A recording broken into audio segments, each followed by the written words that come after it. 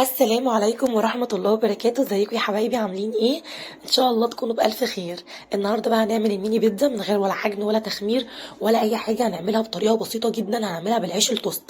طب لو ما عنديش عيش توست انا بجيب الكايزر عادي، وده دايما اللي بعمله الاغلب يعني.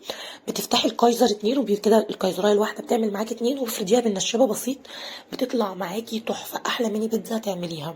وكمان ممكن بالفينو العادي برضو تقطعيه اتنين من النص وتفتحيه وتفرديه فردة بسيطة ويقوم بنفس المهمة. هنعمل أسرع صوص بيتزا هتعمليه تحفة. لما بعمل ميني بيتزا أو أعمل بيتزا كبيرة، أي نوع من البيتزا بيبقى هايل بصراحة. معلقتين صغيرين من معجون الطماطم، معلقة كبيرة من الكاتشب، معلقة صغيرة من الزعتر المحوج أو السادة، أنا كان عندي محوج تحفة. هنزل عليهم كمان بمعلقة صغيرة من الثوم البودر. وأحلى صوص بيتزا بقى هتجربيه بجد، يعني حلو قوي.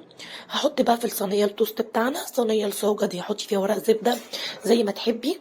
هنرص بقى التوست بتاعنا كده او العيش الكايزر اللي عندك. كمان ينفع فيها يا بنات نحط لو عندك بقية فراخ من امبارح او لحمة متعصجة او سجق او اي حاجة وعايزة تحطيها عليها، برضو حطيها بتبقى حلوة قوي.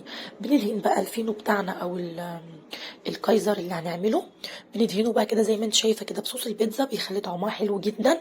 وبعدين بنحط عليه بقى شويه من الجبن، شويه من الفلفل الالوان، ما عندكيش فلفل الوان حطي فلفل رومي بس، شويه زيتون اللي عندك. انا كمان كنت جايبه بيبروني وحطيت منهم كام واحده كده فوق الوش. عايزه تقفليه وتعمليه زي الساندوتش كده، لو عايزه تعمليهم للانش بوكس او اي حاجه بقفلهم برضو. ولو عايزه تسيبيها كده زي البيتزا بالظبط سيبيها بالشكل اللي انتوا شايفينه ده.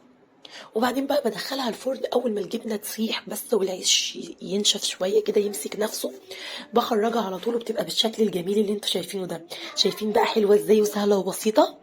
ما تنسينيش بقى في لايك وشير كده للفيديو وكومنتات كتير.